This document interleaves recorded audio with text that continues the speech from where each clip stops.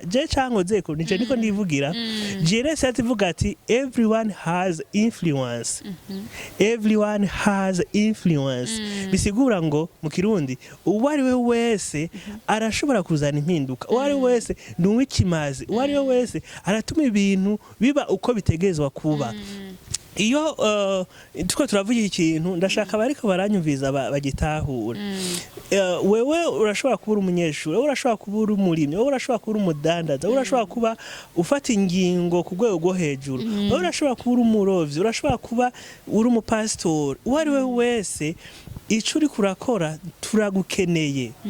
Turakeneye, ndakeneye kugashe ngaha nafashe ikinyunguruza. Iyo ntakironka ntari gucererwa muri bino biganiro mwantumiyemo.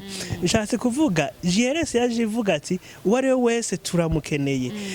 Nta muntu numwe akwiye kwishira kure akavuga ati jewe nibindaba, jewe ntacyo maze, ega jewe murazi yuko nyonga iginga gusa, ega jewe murazi yuko ndi umurovyi gusa, ega jewe sindi munyabiro. Hari abantu bacavuga uko. Turiko ndavuga rero iki kintu cyo kuvuga yuko uwariwe wese afise uruhara rwo gukora muri societe, afise icategezwa kuzana, ndamukeneye kugira mbeho, bisha bituma twese tugira ya systeme twariko turavuga, tukagira ikintu gikwiye.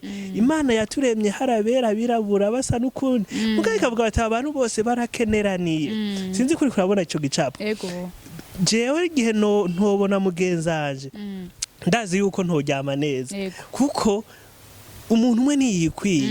Ico rero nagira ntangiye ankohaje macanye umuntu ariko aratwumviriza agira ikintu akuye muri ico. Naco bitwaye ico uri kurakora uno musi. Naho woba uri umuplan, naho woba ukoropa ahantu, naho woba ukubura, naho woba ukora kajya kazi ko hasi. Nagira ndakubwira ati uratuma imiryango myinshi baho. Uratuma igihugu kibuko kiruko uno musi.